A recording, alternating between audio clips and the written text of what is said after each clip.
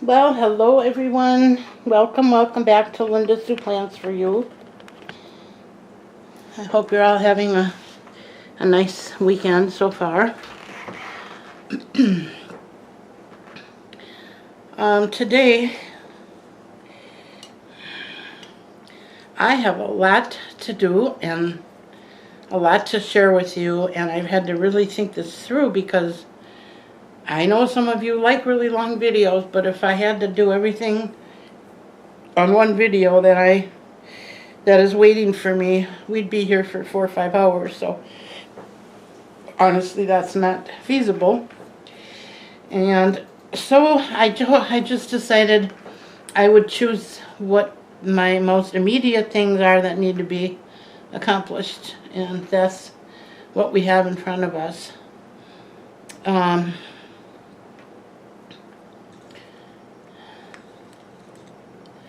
Okay, so what we're going to do today is we're going to do some repotting, and as you can see, the plants in front of you, most of you probably know what these are. And by the way, thank you guys so much for your comments and your input. I cannot tell you how much I appreciate it, and I appreciate the camaraderie too with other plant people. I really don't have any plant people in my life other than my daughter and granddaughter, and they're young and they're busy, and so they really don't like sitting around talking about plants like some of us do. I know some of us, including myself, could talk about plants for hours and never get bored with it, but I understand the people that don't want to do that. So thank you all for being there for me, and I try to support you all as well. There's quite a few newbies, what I would consider newbies, that have worked their way up the ladder quite quickly as far as subscribers go. And I just want to remind everyone that if you do come across a channel that you like and you want to see more of it, don't forget to hit that subscribe button. I know that some of you out there who don't have YouTube channels don't know to do that. So that is just a little reminder for you. Okay, so should we get started? I'm kind of excited because, well, I'm excited and I'm nervous. And I think that's what we're going to start with here. Well, I've actually got two that I'm very apprehensive about. And they are this plant and this plant. I always forget the name of this. I got this as a cutting from Susie, my friend, Suzette's Gardens. And she has a really cool plant channel if you want to check her out. I've been rooting this for a long time, and she keeps telling me to put it in soil and not worry, but I am worried, and I don't want to lose it, but I know that at some point I have to. So I'm going to do it today, and I just realized I forgot my rooting powder, so I'm going to have to run and grab that. But the second plant that has given me a lot of angst is my Hoya compacta. I received this from my sister. She drove a long way to get to me. We don't live real close together anymore, so when she came out with this, she brought this to me on Mother's Day weekend, and we just have never exchanged gifts on that day, so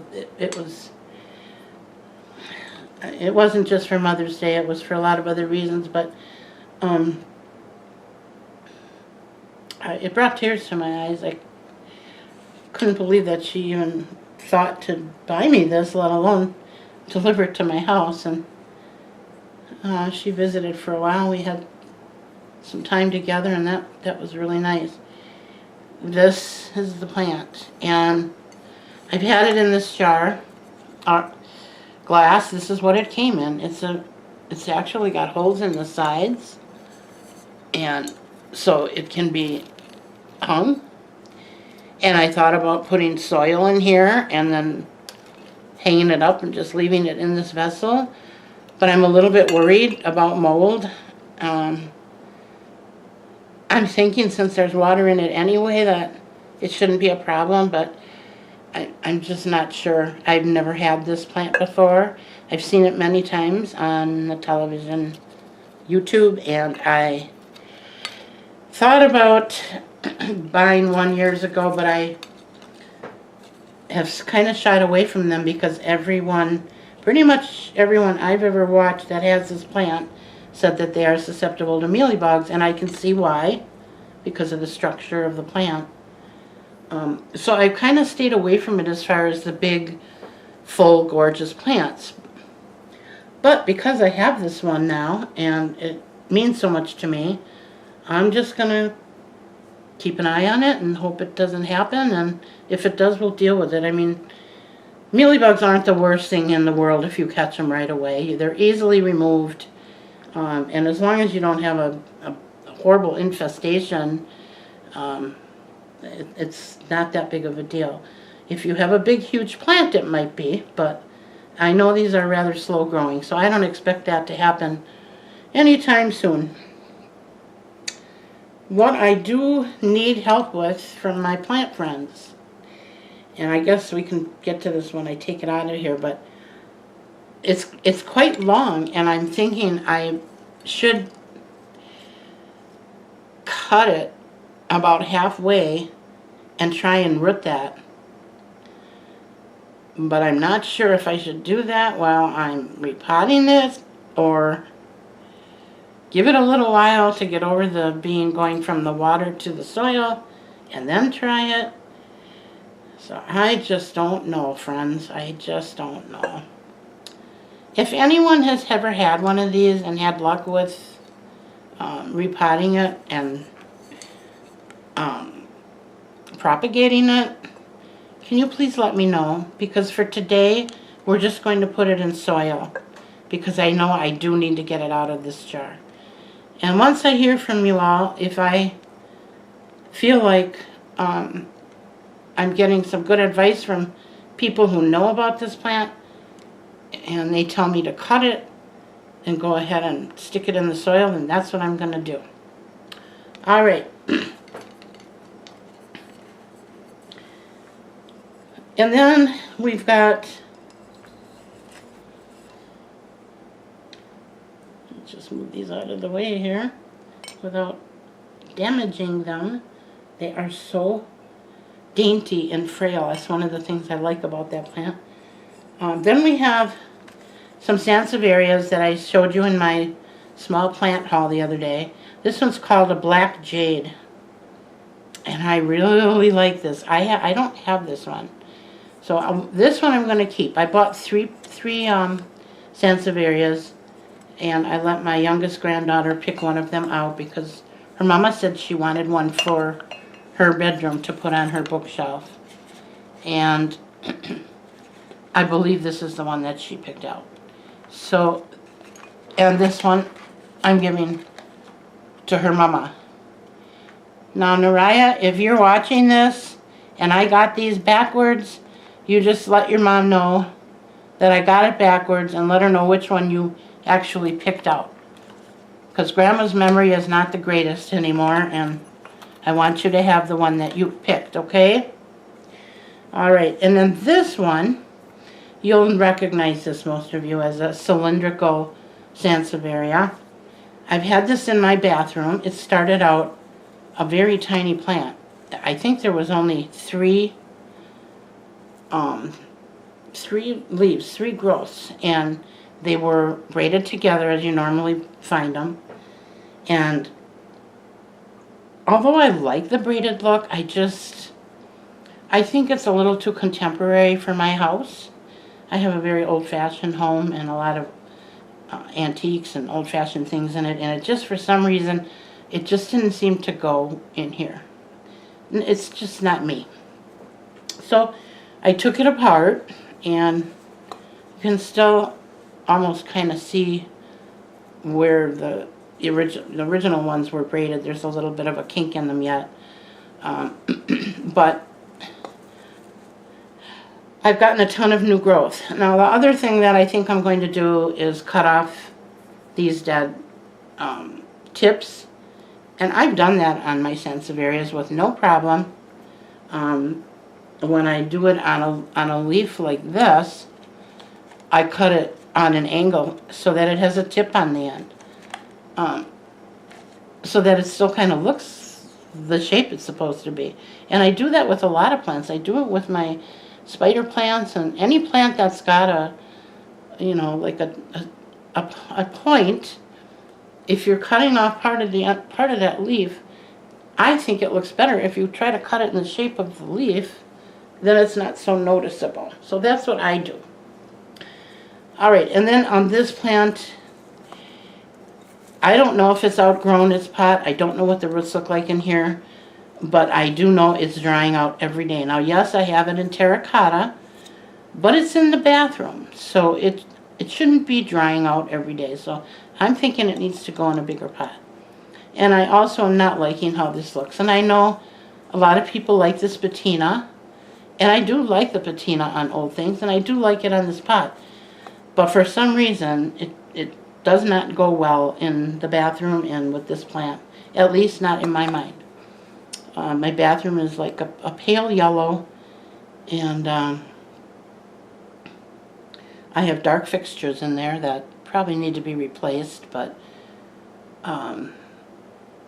you know, back when that was the thing, that's when we redid our bathroom the last time, and we've got all the dark, what is it called, oiled brass, or oiled, I think it's oiled brass. But at any rate, this kind of just in there looks dirty and unkempt. So I'm going to try it in this pot. And that's about as wide as I can go in the spot that I have it, because, whoa, sorry about that. Oh my goodness. Gonna give you a headache. The faucets, the on-off switch for the faucets are right next to where this is. There's not much space in that little corner. So I need a taller rather than wider. And this does not have a drainage hole, which is fine, because I don't really want the drainage, the drip tray to be sitting on the sink. So I happen to have this from another plant, and I think it's going to work out perfectly. I was excited when I came across it because I was hunting and hunting, and in fact, this is the first pot that I picked for it. And it's cheap plastic dollar store, but I thought it would work for now. But just as I was walking past my plant shelf, where my pots are, I saw this one and I thought, ooh, I bet that would look really nice in there. And it does not, like I said, it doesn't have a drainage hole, but that's okay because this does. And it sits in here, and it sits about that far off the bottom of the pot. So I'm thinking that should be perfect, right? Because it'll have drainage and it won't be hitting the water. So keep your fingers crossed. Let's hope that that works. And I think that's all the explaining I have. Oh, and this one. Can't forget this one. My husband, and I'm not ashamed to say this, my husband and I used to, along with our full-time professions, we used to go, we called it sidewalk shopping almost every weekend.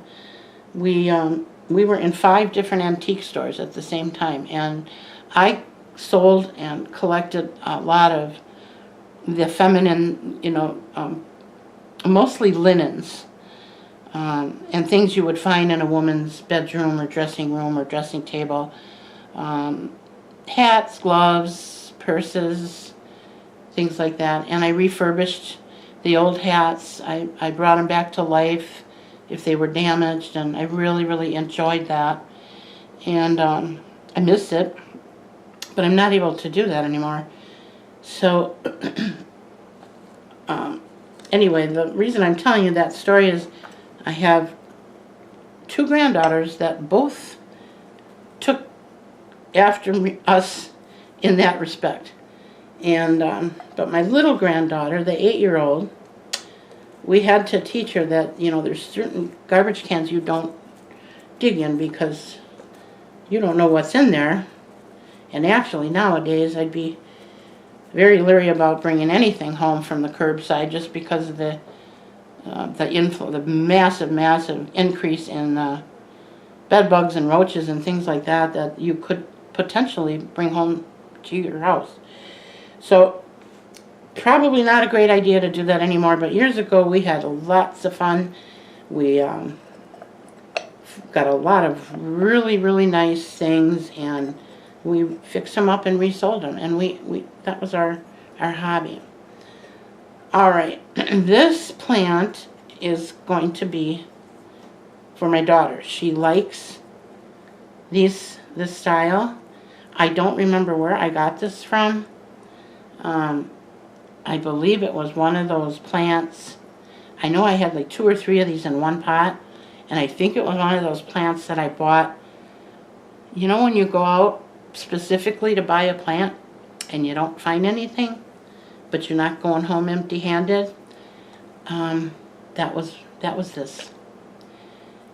And I'm learning to stop doing that because inevitably I end up not liking the plant after I had it a while. And I think it's because I never really wanted it in the first place. So I know I'm not alone in that. I know there's others of you out there that have done that. So you can laugh with me, right? And anyway, the end of the story, and I always go off on side roads when I'm explaining things, and I apologize for that, but it's just me. Anyway, she found this pot. She saw it. She was coming home from a friend's house, and she saw it kind of down in the garbage. She must have looked over the top, and she went home and got her mama and said, there's a pot in there that I want to get for Grandma.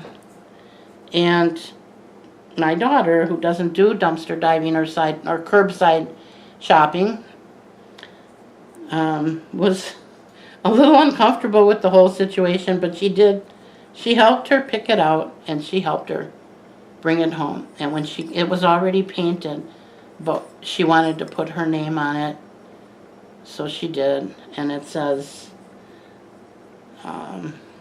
love you, Grandma, Naraya. And it's got a heart on it. So she painted the top of that for me. So I am going to put a plant in this pot today. All right. I think that's enough explaining. Now we're going to get to work. I hope you all can see me here. I'm going to bring you a little closer to the workspace so that hopefully you can see both the dirt and the table. I did have a friend tell me that I needed to be a little further away so that you could see the top of the plant, but these are all short, so I'm hoping I'll try to keep an eye on here so that you can see what I'm doing. You know, I have some people that want to see the panoramic view and other people that want the close-up, and it's hard to do both, so I'll do the best I can here, okay? All right. Well, let's start. We'll start with this one. And this is, like I said, the black jade. And we're going to squeeze the pot like we always do. And pull it out. And look at that. My goodness. Definitely needed repotting, didn't it? Now, those of you that know me, you know that this is killing me to pull these roots out like this, but I do believe in this case we need to do that a little bit because I know from experience if I don't, it very well may continue to just go round and round and round and follow the pattern that it's become used to. So I am going to pull this away a little bit here, as gently as I can. And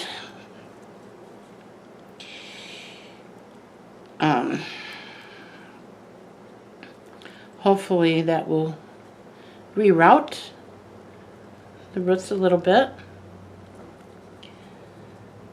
Now, the soil that this is in is very lightweight. Oh, I do see sand in there. Okay, I was going to say, I'm surprised there's no sand. I like to add sand and stone to my succulents, my sansevierias and my cactus. They just seem to really like that, and over many years of trial and error, I can tell you that it has worked the best for me to add that. Oh, yeah.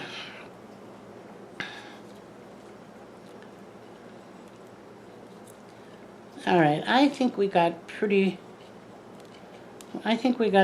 well loosened up here. Enough to get the memory, disturb its memory a little bit, so that it starts to reach out throughout the pot instead of going in a circle. All right, and this one we're going to put, where did I put that pot?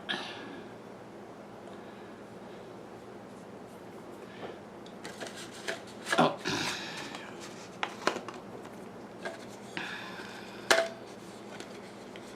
Now, the pot I'm putting this in is plastic.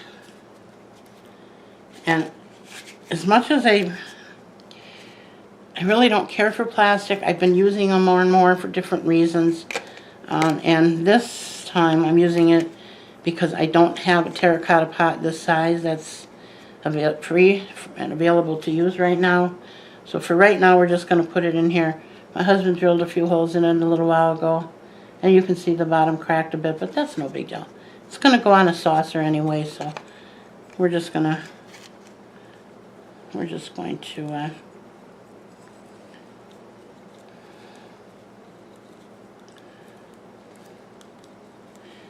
oh, you know what? Wow. That's the old brain working there. This is the pot I did find for it. So that's the one we're going to use. And I probably already said that. And I think that's a good size. It may be a little bit bigger than what I would like in a sansevieria because they take a while to grow, but you know what? It's going to be in terracotta. It's not going to be repotted anytime soon. So it'll grow into it. It'll be fine. Okay, so I'm going to take this over here, and I'm going to put a little bit of my soil mixture, which is potting soil, perlite, a little bit of orchid bark, and worm castings. And because these are succulents, I'm also going to add to that a little bit of river rock that I buy this at Lowe's. It's $4.99 for I think it's a quart container. It's not bad. It goes a long way. And I also use it to dress certain things too.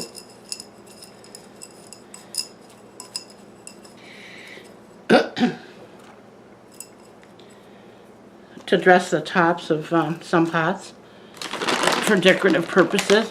And the sand I also got at Lowe's, and it wasn't much either.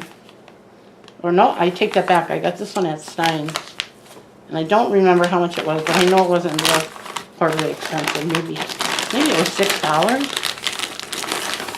And we're going to add sand in there. I know they say it helps with drainage, and I'm not real sure if that is the purpose of it or not. I'm also using some Bonide Systemic Houseplant Granules. I talked about this at great length in my last video. I will just touch on it briefly here in case you didn't see it. This is a poison, folks. You want to be very careful where you use this, how much and how often. But because I'm having a fungus gnat problem and I don't want to send that over to my daughters, I'm going to treat this and make sure that there is no larvae in here.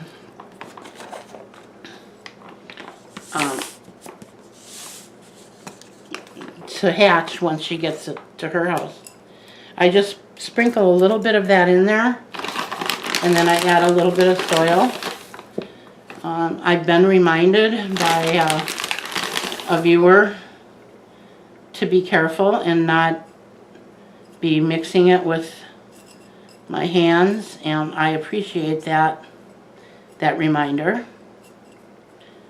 However, it's all dry, and sometimes I stir it up a little bit with my finger, and if I do that, I do wash my hands very often throughout the day. And it's such a minute amount that I put in there. Like I said, I'm pretty... I don't like chemicals. I don't like it, and I don't like them, but there are some times when it's just necessary to use. I do use the BTU or BTI, the granules. I've been using those for quite a few years now, and they work too, but they're not as effective. And yeah, I guess you'll just have to see my other video if you want to see the whole story of why we have the fungus gnat problem. All right. I just hate talking about that because I hate talking about negative things. Okay.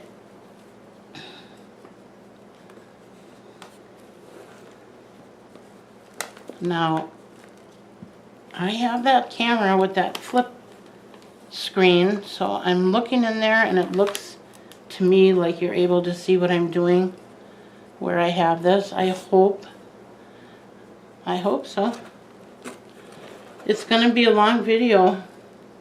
For those of you who like my long videos, this one's for you. And that's okay. I'm so happy to be vertical and back with the living, as they say. It's become kind of a joke in my family when they say, how am I doing? You know, because you get tired of talking about how you're feeling, and nobody really wants to hear it. I think they're asking to be, partially to be polite and partially because they want to make sure I'm still alive, so. Instead of going into a lot of detail, I usually just say, well, I've been vertical for 3 days. And they laugh at me. But it's okay. It's our joke.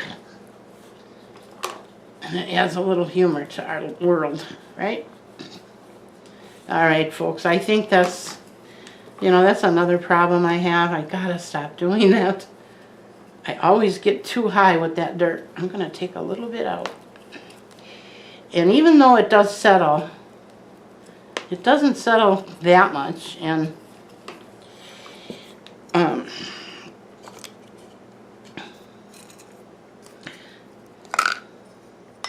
when I fill it too high, I end up having problems watering it because the water wants to go over the edge of the pot. And I just hate that when that happens.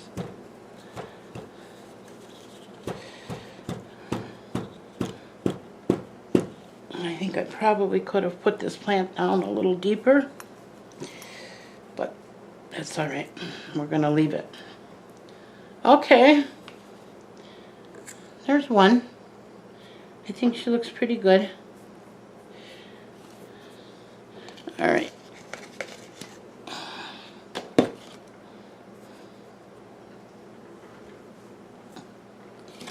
And like I said, this is gonna go inside this.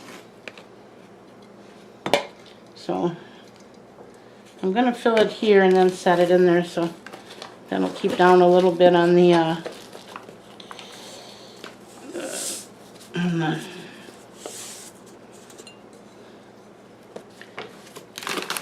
leakage of the soil. Now,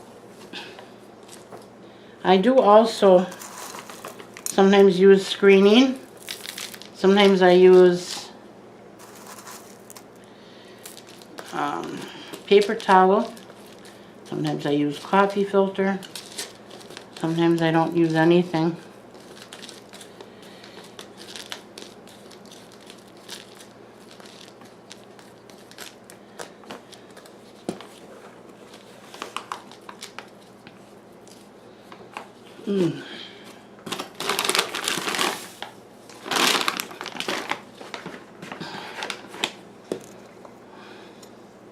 I'm going to do this one next.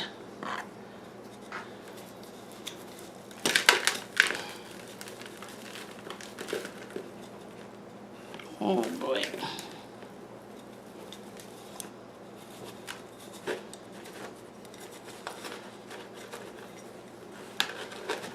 The roots are sticking into the side of the terracotta.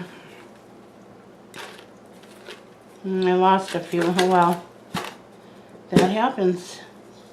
Oh, and look. It didn't need to be repotted, did it? That's no roots, hardly. Wow. And all that growth. I'm shocked. Okay.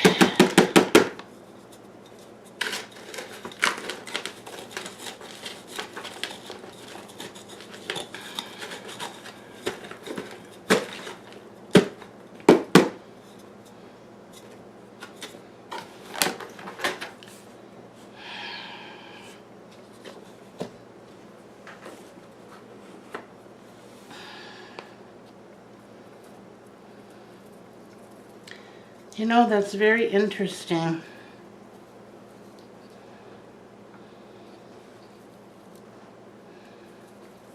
I just saw several fungus gnats flying around here that I wonder if they came out of this soil. Fungus gnats do eat the roots of your plants. If there's nothing, if there's no other dead matter in that soil, that's what the babies will eat. The larvae will eat that. So that might be why we have such a small root system going on here. I don't know.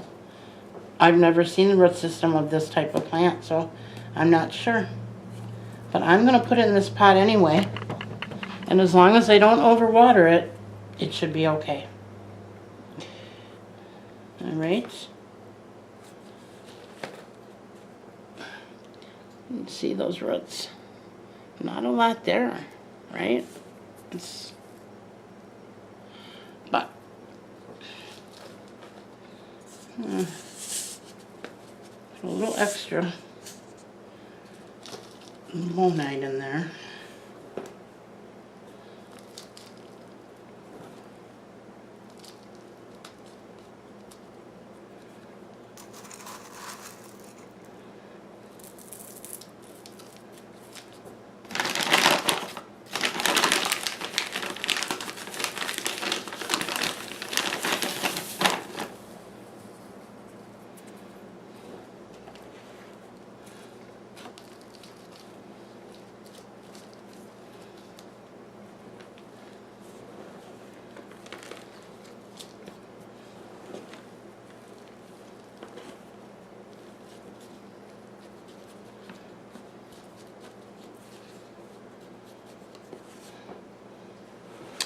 closer. Hope you guys can see this okay.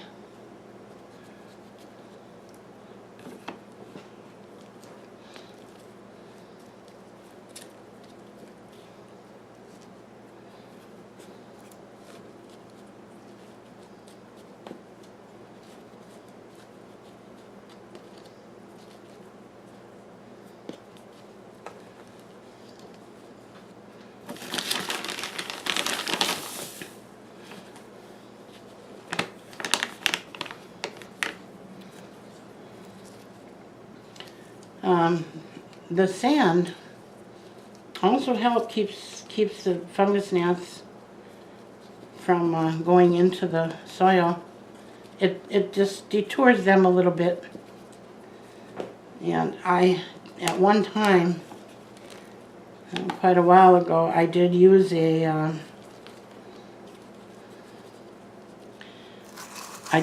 that method, but it harmed some of my plants because it doesn't allow the soil to dry the way it should.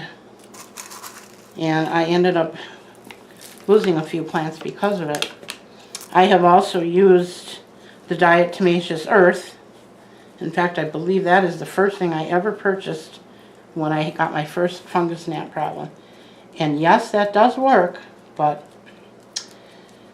it's got a lot of issues. I mean, you need to wear a mask when you're using that because it's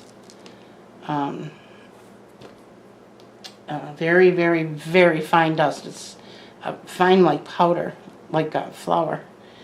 Or yeah, like a powder. And you don't want to get that in your lungs. And then once you water the plant, it turns into like a concrete on the top of your soil. And it goes from mushy, and then it gets hard, and then you got to break it up so that the water don't sit on top of the soil. So like I said, I used it for quite a while ago, and I quit using it for that reason. I still do use it outside. It works good around like your rose bushes, because if you have any slugs or anything, as they crawl through there, it cuts them and it kills them. So you'd never know it by feeling it, but yep, that's how that works. Okay. How do you like that? I think it looks pretty nice. I kind of like the stone look on top too with this plant. Like I say, I use it sometimes. Just whatever I'm in the mood. And I don't know if you guys can see this, but there are a lot of babies on this plant. A lot of new shoots coming up in there. Teeny tiny. So I'm excited. And like I said, I'm going to... In fact, I'm going to do that right now. I'm going to just cut the tip. These tips were dry like this when I got it. So I didn't cause that. Not that it matters, it happens. But I've just never gotten around to cutting them off.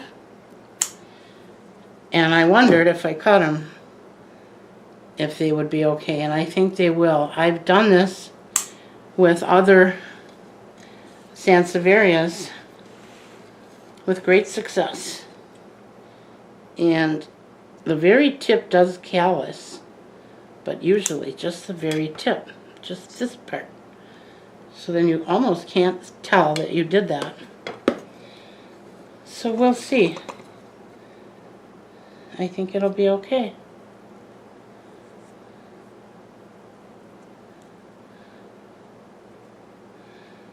I think that's just a damage from the original.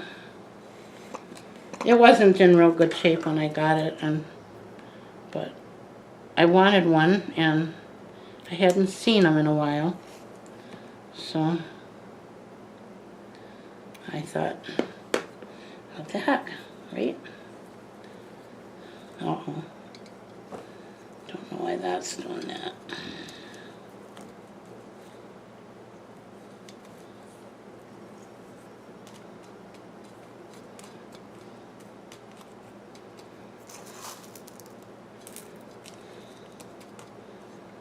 Okay. I think that one will be okay. Now,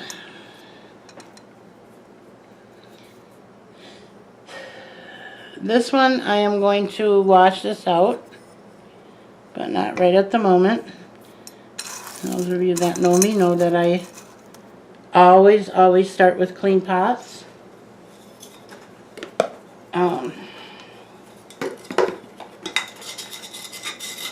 It's just a little thing of mine that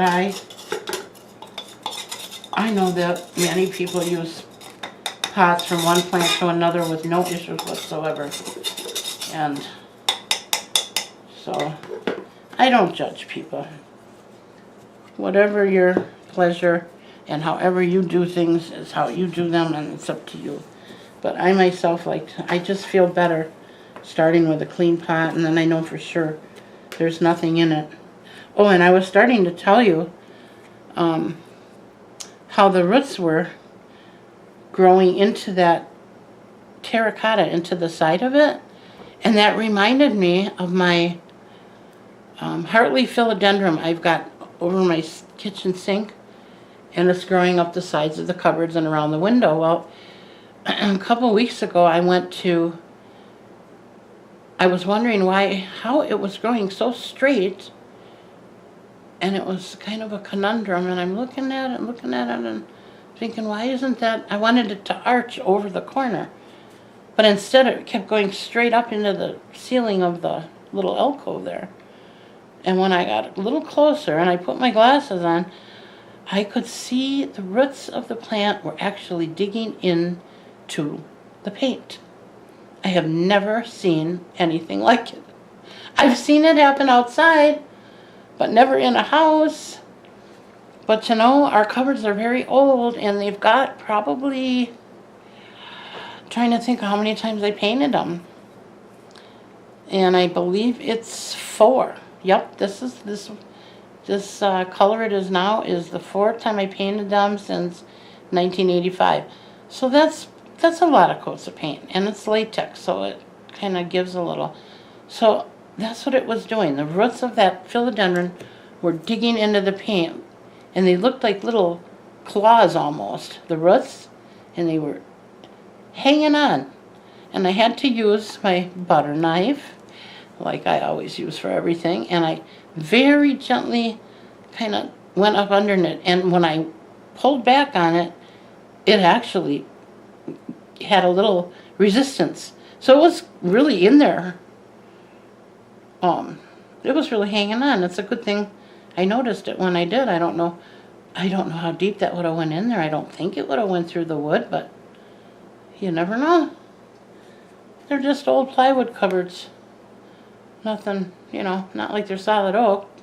So it's possible it might have found its way through the wood somehow. So good thing I caught that.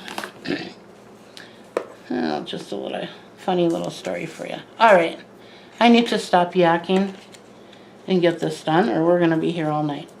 Here's another Sansevieria. This is called Green Hanny, Hanni, or honey, I'm not sure. So I'm going to make tags for these for my girls so that they know what they are.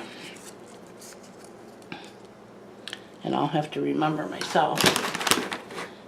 And again, I'm putting my old dirt in here. And for those of you that are concerned about where this dirt is being thrown away, I never ever put anything, and I don't even have a compost pile right now, but when I did, and if I do again, I never ever put chemicals of any kind in that compost pile. I'm very, very conscious about that. I don't even use things on my lawn. Well, my husband does, and You know, he knows he tries not to do that when I'm around because he knows how much I hate it. But last year we did have to spray for mosquitoes, and the reason being is we live in a very low lying area. We are near a lot of sod fields and things, and we're across the street from a lake, and we've got creeks around us. We're surrounded by water. And everyone last year was having a horrific time with mosquitoes. Ours was probably 10,000 times worse than anyone else because of all the water sources that they had. And you literally could not get from your front door to your car without getting bit at least several times. That in itself can be a deadly health hazard. So we had to weigh it out, and we have a little grandson, 3 years old, that comes over a couple times a month, and he loves playing outside. And so when my husband did spray for the mosquitoes, he was not allowed on the grass. I don't let him go on there until it's at least rained once. But he loves playing in the driveway, in his sand piles and with his trucks and bulldozers, so that was all right with him too. But just so you can rest assured, my friends, I do not like the use of chemicals, and it is really truly my last resort. But I do believe that sometimes it is necessary. And unfortunately. And I know there's some people that will use, predatory bugs that they order over the internet, and if that works for you, that's wonderful too. I don't have a problem using them, but I don't like ordering things off of the internet, and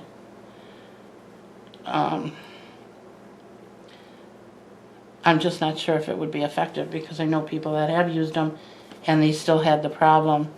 And those things weren't cheap. They were not inexpensive, so I guess that's why I'm just going to do what I'm going to do here.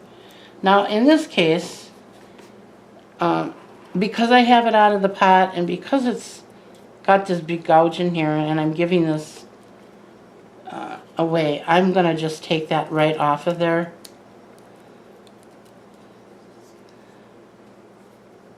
And I don't know, maybe I'll let it callus over and see if I can start a new one with this. We'll see.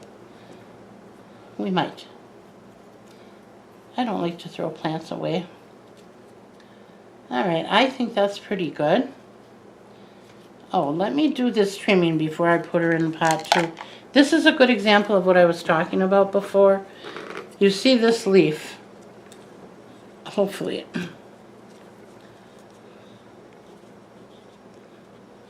You can see that. I'm going to cut that to make it the shape of this leaf. And and it will be fine. And I'm going to do as least amount of cutting as I can. I'm going to go down the side here. You got to kind of taper it a little bit. And then I'm going to do the same thing to the other side.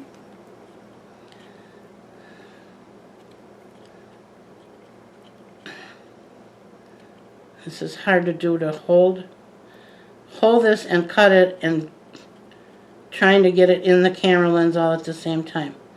I'd really like to set it down, but I want you to see what I'm doing. So there, I think I got it.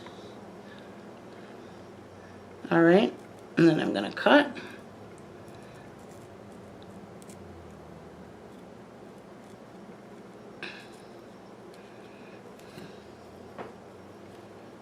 Okay. So now it's got almost its original shape. What will happen is the very edge of this is going to brown a little bit. But I find with the ones that I've done this with, I'd prefer to have that browned edge than to have the chunk out of it. So I think it just looks better, and so that's why we do that. All right. And this is the pot we're putting it in. And once again, in all reality, this pot is a little bit big for these size roots. I want to make that clear because I am really over potting this. But I know it's going to be okay. I know how often I water, and I'm going to give strict instructions for my daughter. And because we're in winter right now, they probably won't need water more than once every 2 months or so, depending on how dry her house is. So we're going to use this. Oh, and to get back to the, see, there I go again. I go off down these side roads like, you know, I don't know. I kind of do that when I'm driving too, because I like to see what's on those little side streets. When my husband and I go for road trips or go for the day out for a ride, and we used to like to go antique shopping and rummaging, and sometimes we just want to get in the car and go away.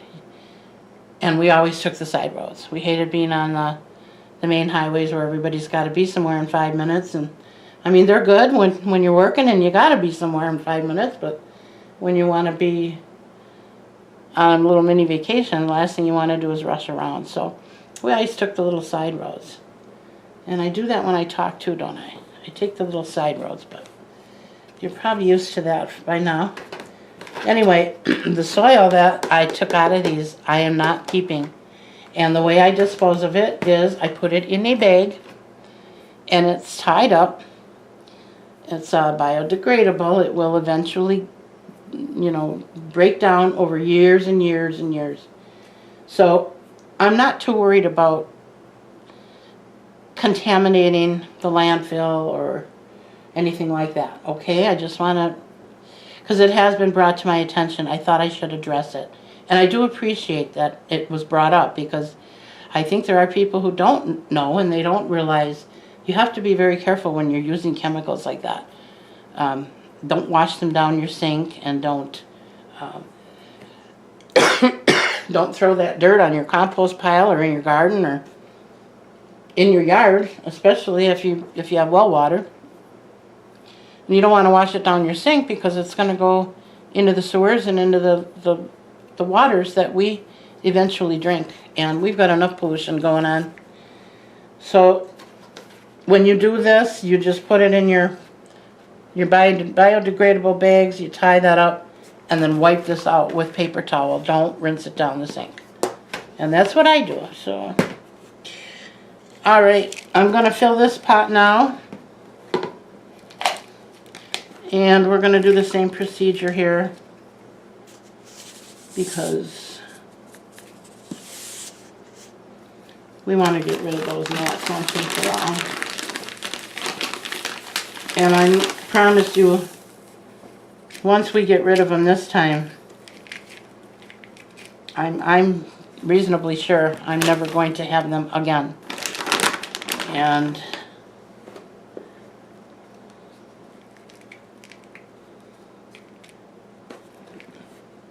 the reason I say that is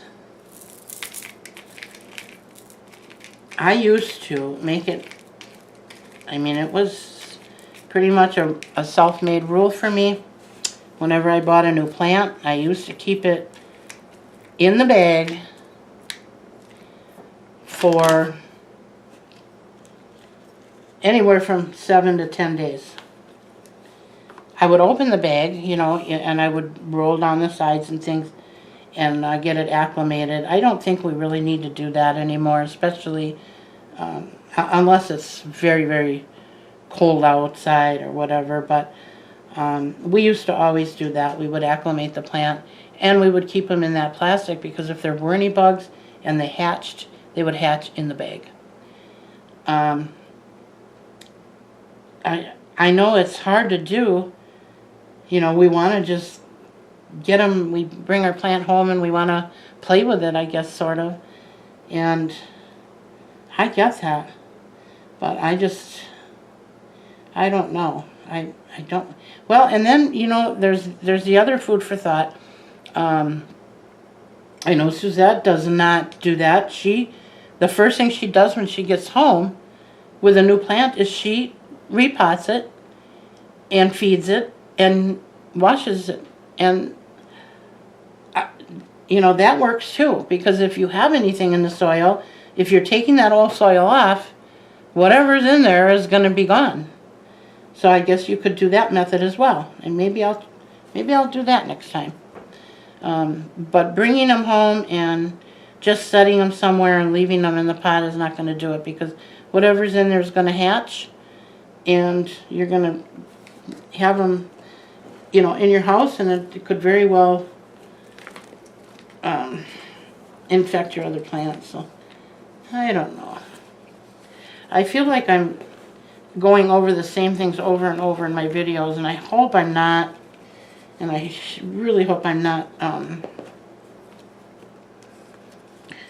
you know, putting anybody to sleep here. But I do forget what I talked about in my other videos.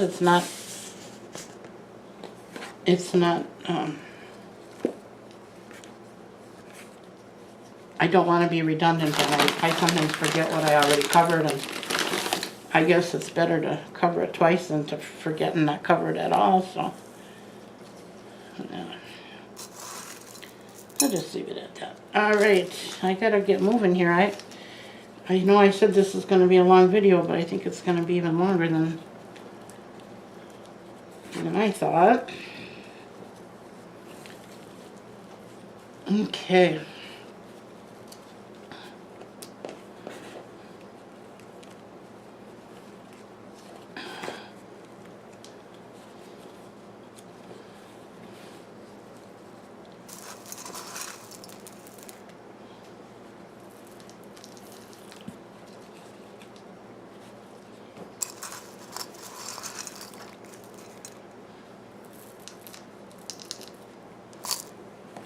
Another thing that has happened to me in the past that I should warn people, just in case, is to, if you do things by your sink, if you're like me and you aren't careful, and you have a garbage disposal, what I do now, if I do any work by my sink, and I do on occasion, I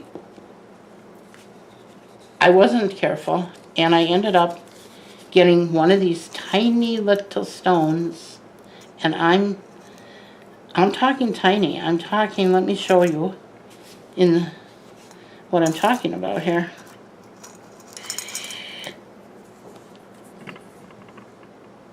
This size. I don't know if you can see that. And I got it in the garbage disposal side. And these stones are very, very hard. They don't break up. And let's face it, our garbage disposal wasn't meant to grind up stones. It got in there and it actually stopped it dead. I had to use the Allen wrench to reverse it and back it up, and dig and dig and dig until I got that stone out of there, because it was wedged in there. That one little tiny stone. Oh my goodness, let me tell you, I've never done that again. Just the thought that I may have totally destroyed my garbage disposal or incinerator. I know some people call them, and I don't know how much they are. The last I heard, they were in the $600 range, so that's not a easy fix or cheap replaceable item. So don't get any stones in your garbage disposal. Alright, how do you think that looks? I'm really liking it with the stone. Okay.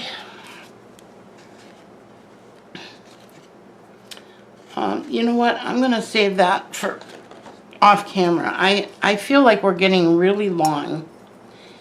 And I know that some of you really like my long videos, but I don't want to get too long here. And I still have this to contend with, and I want to get these done today. So here we go. Wish me luck.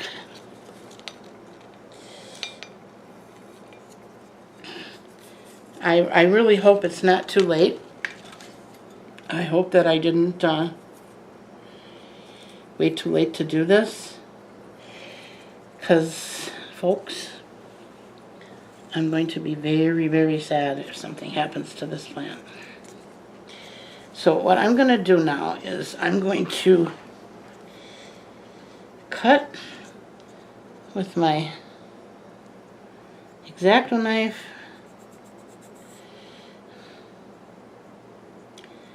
And I'm hoping I'm not cutting any roots. I'm hoping that what I see, oh, yeah, I may have. Oh boy. This is what I was worried about. Okay, I'm gonna try cutting closer to the bottom, a little wedge, and see what we got. See how far down they go.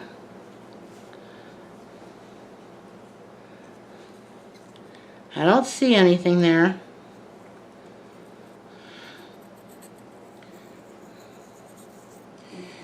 So maybe the majority of the roots are... Ah, there's a root. See? Can you see it?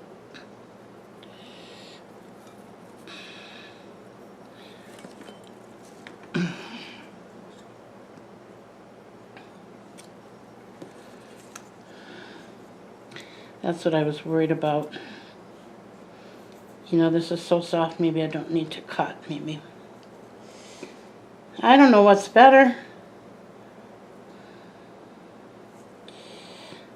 At this point,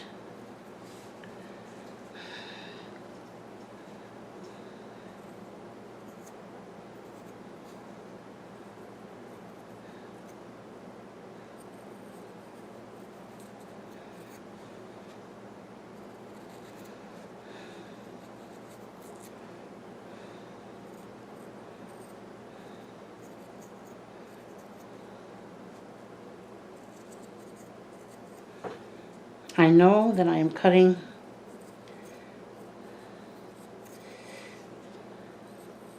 into some roots here. I just know it.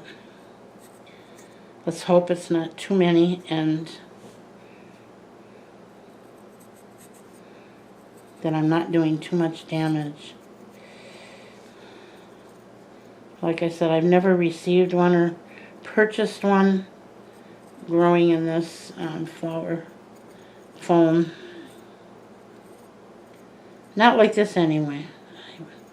I've used this foam myself for flower arrangements. I used to do flower arranging just for a hobby. And that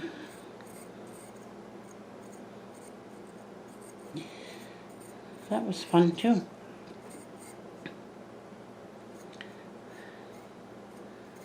Oh, that root right there that I'm scraping feels like a strong root. So I hope I don't cut that off. Yeah.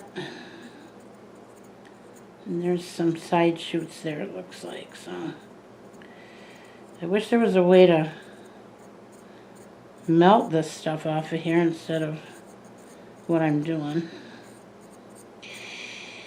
I know that I did put it out there a while ago and wondered if anybody had, you know, done this. And I did get some feedback that they thought I should go ahead and, the sooner the better, get it out of that foam.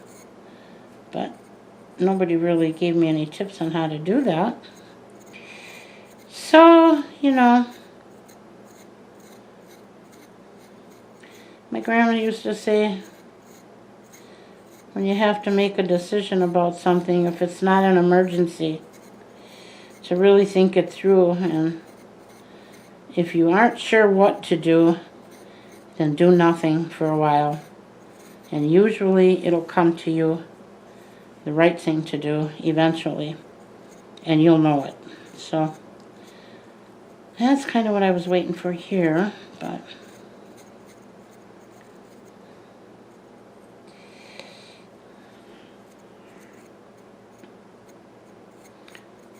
I almost wonder if I should just take off the big chunks. Maybe if I just take off the big chunks.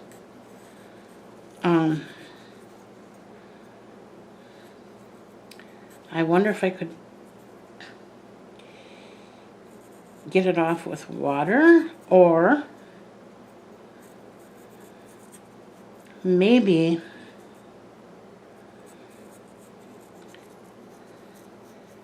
I should just put it in the soil. I mean, I don't want to put it in there this way, but maybe if I can get the bulk of this stuff off of here, and even if it has some left, it's such a soft material, I'll bet you it would push right through into the soil, and eventually it would be off of here. So I think that's what I'm going to do. All right.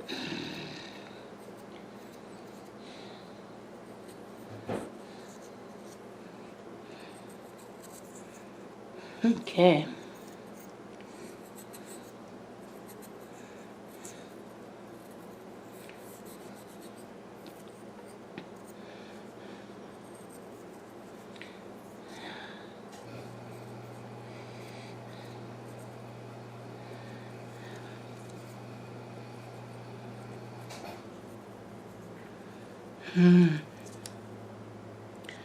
Very tedious. You know, if you guys want to fast forward through this part, I wouldn't blame you one bit. This has got to be a little boring on your end.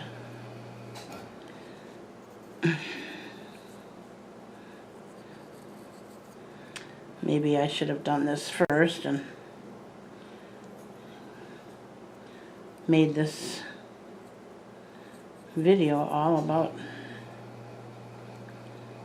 this one. Okay. Gotta be careful with that X-Acto knife too, because it's very sharp. And it does cut easily, and I don't want to cut my fingers.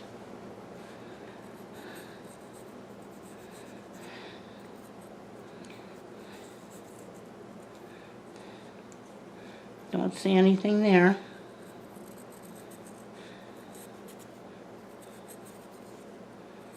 Nothing there.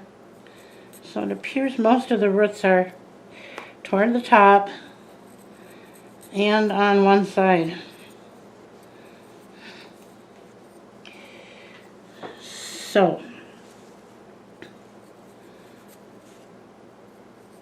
I think I can safely cut away here. Yep. All right, now we're getting somewhere finally.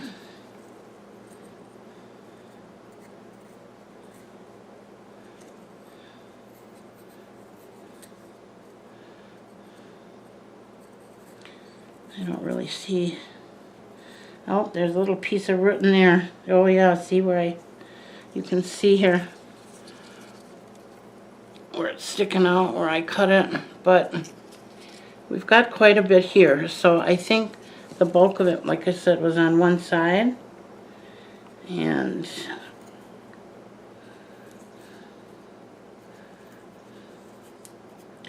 ooh, I just felt another one. All right. What do I do? What do I do? No, I can feel, now I can feel the roots. I'm really surprised. They're very woody feeling. Okay. I don't know. I wish you guys could talk to me while I'm doing this. I'm sure there's some of you watching this saying, oh, Linda, don't do that. Do it this way. Unfortunately, I can't hear you, so apologize, but I'm going to have to just do the best I can without your help.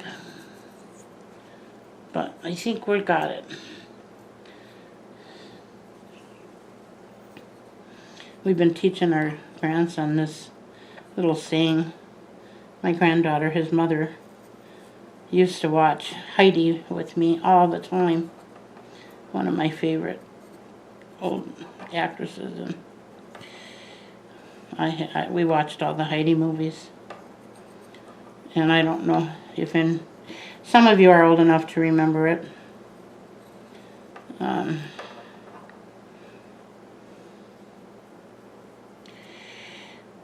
in one of her movies,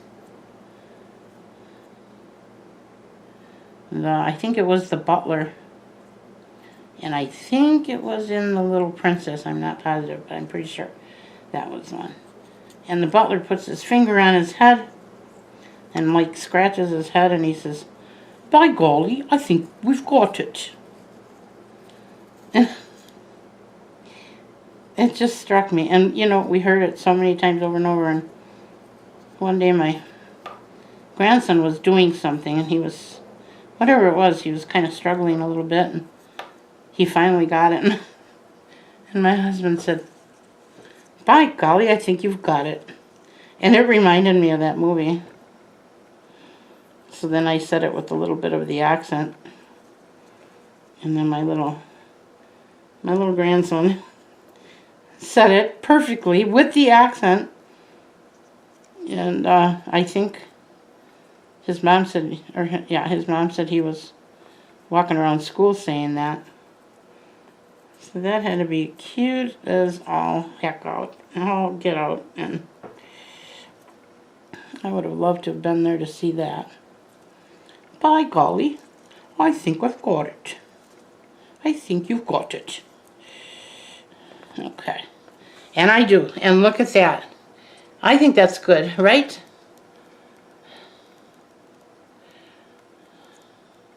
I'm not even going to bother rinsing it underwater. I think it's good. I think there's plenty enough roots on here to sustain this plant. Oh my goodness, I am so glad I'm done with that. That has been one of my... You know, we all have things in life that we know we should take care of, and we put them off and put them off. Well, this was one of those things. And I did it. There's actually a root growing up into the plant there. I don't know if you can see that. My goodness.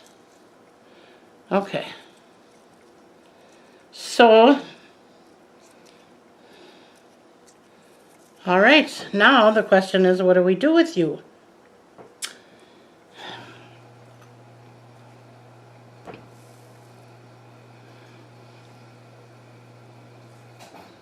Nope, this is not clean.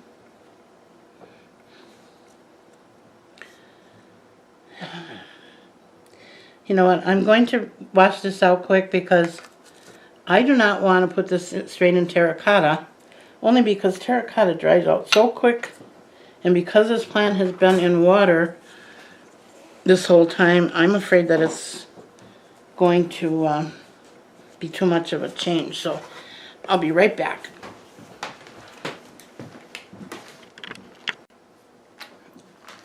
Alrighty, and I am back. I actually took a little bit of a break. I had to return a phone call to the granddaughter because she was wanting one of my recipes. She wanted to make dinner, so. Okay, being a succulent, I am definitely going to put a little sand in this mixture. I don't know if I'm going to put stones in there. I don't think so, just because they do take up a lot of room.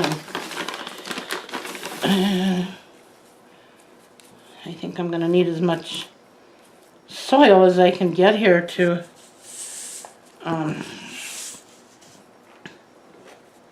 in order to accommodate this to keep it from falling out. And I'm still not sure if that's going to work. I don't know how to do this.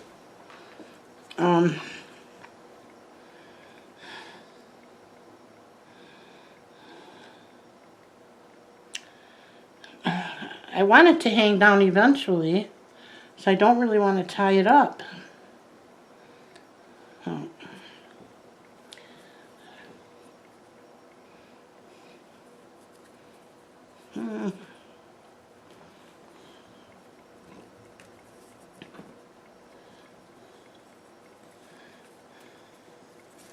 It's got to go all the way down to the bottom.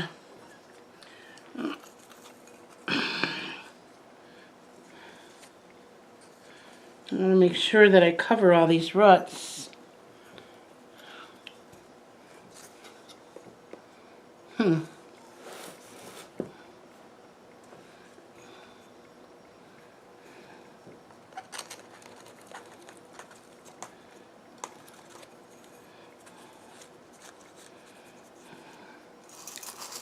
know what? I think I will put a few stones in there just to give it a little weight to the pot so it doesn't tip over.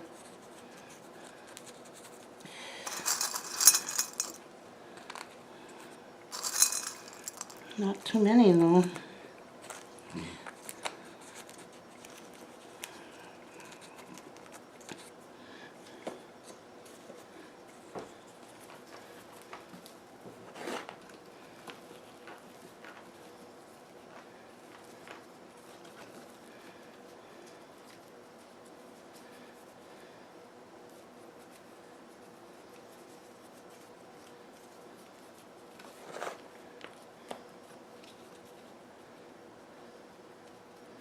I don't know if I mentioned, but I do have some worm castings mixed in with this soil. Not a lot, but a few. And I'm going to be starting a new regimen here soon. I talked about it a little bit, I think it was in my last videos, or second to last, not sure. I'm using the Espoma Organic, well, I don't know if it's, yeah, Espoma brand fish fertilizer. And I'm going to be alternating that with my, worm castings. And see how that goes. And I got that idea from Suzette. That's what she does. And her plants are just gorgeous. They're big. They're healthy. The leaves are thick. I mean, they just don't get much better than that. And she's been raising plants since she was a child. So she knows her stuff. And so I'm going to listen to her advice. We're never too old to learn, my friends. And my dad always told me that. Never too old to learn. When we think we know it all, that's when we get ourselves in trouble. We have to always be open to new things and suggestions and other people's ways of doing things, because even though we like to think our way is the best way, it isn't always. So by keeping an open mind and being willing to try, you can do a lot of things in your life that you may not have thought possible otherwise. So always keep that in mind. All right, you know what? I think we're going to just call it a day, because I still would like to get this loaded to YouTube tonight, and it's probably going to be 3 hours of downloading this. So I think we're going to call it a day. I'm not sure if I'm going to get to this other plant tonight. If I do, I'm not going to film it. I think I'm just going to, I need to wash out another little pot here. And I'm not even sure. Maybe I'll use this one. But I think we're gonna end this here. And wish me luck. Now, like I said, if you've got any suggestions, feel free to leave them. I know some of you leave some lengthy comments, and I don't mind that you do that, but just know that it's very difficult for me to read those on my phone. My eyesight is horrible, and I need to get to an eye doctor and get new glasses and get my eyes checked, but I've been dealing with so many other health issues that that's been kind of put on the back burner. So until I get new glasses and figure out what's going on there, it's kind of difficult for me to read those. So just know that I do eventually when I can get on my computer, and sometimes I forget, and I forget to respond, and I apologize for that, but that would be the reason, just so you know, okay? I hope you all have a good weekend here. What's left, we still got all of Saturday evening and all of Sunday, and I'll be watching my Packer game tomorrow. I'm a Packer fan. I love football, only because it reminds me of a lot of good childhood memories. My husband's not a football fan. He'll watch once in a while, but he pretty much just plays out in the garage while I watch my football. And, you know, it gives me a good feeling, and it gives me something to look forward to in the winter. And like I said, my dad always was a football fan, so it kind of, just hearing that noise in the background brings back a lot of good memories for me. And although he was a football fan, he was never a fanatic, and I want to point that out because there is a difference. There are people who, you know, the whole world will stop if they can't be home in time for that kickoff.